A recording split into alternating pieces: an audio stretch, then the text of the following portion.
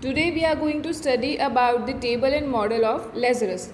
So in the decade 1950 to 1960, psychologists were having debate that what is more important, behavior is more important or the cognitive appraisal. So Richard Lazarus gave his views based on thoughts and feelings.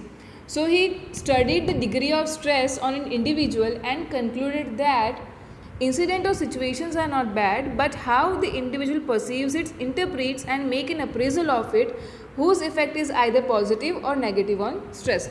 So, according to Lazarus, a particular incident or situation that an individual faces is not bad, but how an individual perceives it and how he interprets the situation or an incident, or how he appraises it, that is how he estimates about that. Based on that, the effects are positive or negative on stress. Okay, we will understand this in detail in the model of the Lazarus. So here we have the model of Lazarus. Let me zoom out so we can have a complete model on our screen. Okay, so this is a model of stress process according to Lazarus. So Lazarus has divided the appraisals in three types, that is nature of stresses, personal characteristics, and resources available to face the stressful situation. Okay, so let's understand it one by one. First of all, stresses. Now, what are stresses? Stresses means any external or internal stimuli which gives rise to stress is called stresses. So कोई भी external और internal stimuli जो हमारा stress बढ़ाते हैं उसको हम stresses कहते हैं. Okay, now this stresses are divided into three, that are environmental, psychological, and social. So stresses can be divided into three, that is environmental. Environmental stresses include noise, pollution, crowding, etc. So whatever the environmental factors that increases our stress are known as environmental stresses, and it includes factors like noise, pollution, crowding, etc. Okay, then we have psychological stresses that includes depression, guilt, conflict, frustration, pressure, and etc. Those are all psychological stresses. And social status that arises because of the social settings like fights, loneliness, breakups in relationship. These all are social stresses. Okay, now the dimensions are divided into three based on which these stresses are more effective or less effective, like the dimensions such as intensity, duration, predictability. So if the intensity is high, we will experience more stress, and if the intensity is low, the stress would be low. Okay, then the duration, like the stresses are for long period of time or for the short period. So if stresses are for the short period, then we will experience stress at a low level, and if the duration is more, then we would feel stress at high level. Okay, then predictability. So predictability also plays an important role in stressful situation. If that situation or the stress is predictable, if we can judge that particular situation is going to happen, then we can lower down our stress. But if it is not predictable, then the stress would be more. So these were the stresses or the nature of stresses. Then we have personal characteristics. So stress also depends on the personal characteristics of individual, that is how he reacts to it, or it can be physical, psychological, or cultural. So personal characteristics are divided into three, that is physiological, psychological, and cultural. So physiological, that means physical, it includes our physical health, our constitution of body, bodily capacity, and internal weakness. So how is our physical health, how is the constitution, that is how is our body made, then the capacity, our bodily capacity, and our internal weaknesses, all these are included in personal characteristics. So if a person is suffering from a sickness, he has got a weak body and his capacity reduces, and so he feels more stress.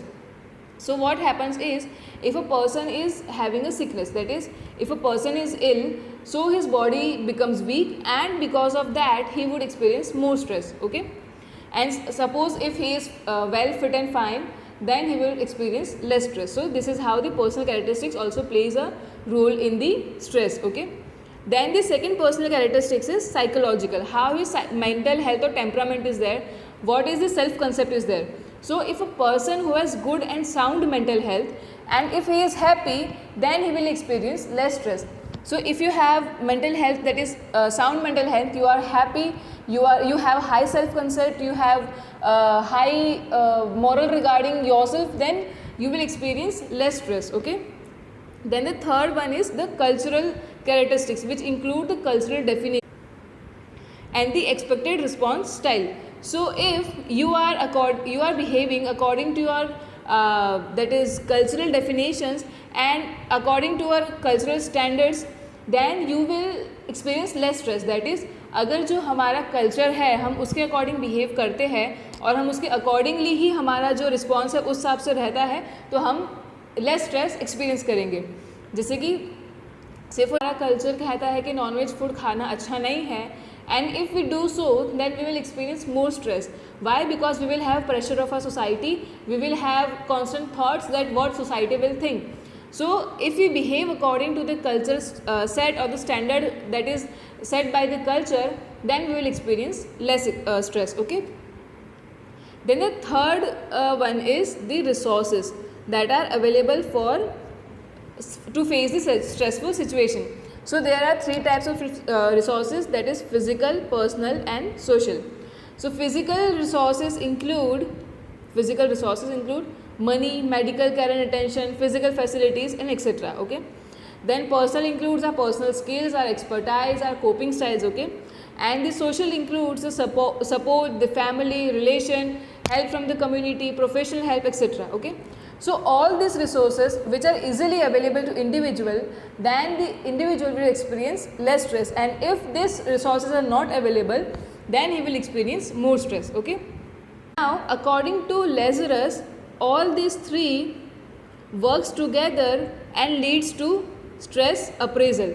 So based on these three resources or these three natures, we appraise our stress. Now what is appraisal? That is estimation of stress. So this stress appraisal is divided into two, that is primary appraisal and the secondary appraisal. So what happens in primary appraisal is the person makes initial appraisal about the seriousness of the event. So he estimates about how serious the situation is, how serious the event is, and based on that he answers certain questions like what is happening and whether the event is good or not, is it relevant or not, is it he should respond to that situation or not. So all these questions are answered in primary appraisal. So in the primary appraisal he decides about the seriousness of the event, and based on that he takes a decision. So we can say that in the primary appraisal he generally studies the stresses. Okay. Then he comes to the secondary appraisal. So what happens is, once a decision to respond to a stressful situation is taken, then the secondary appraisal starts. So if he has taken a decision to respond to that situation, then the secondary appraisal starts, and in that he evaluates about his personal and social resources, that is he evaluates about the personal characteristics and he evaluates about the resources available to deal with the stressful situation, and based on that he generates his response. Okay. So after stress appraisal the stage of response comes, and this response is divided into four, that is physiological response, behavioral response, emotional response and cognitive response. So an individual can have a physiological response, that is bodily response. He can either respond in a behavioral, he can have an emotional response, or he can even have a cognitive response. Okay. So this was the model of Lazarus. This response we will study in detail in our next video. Okay.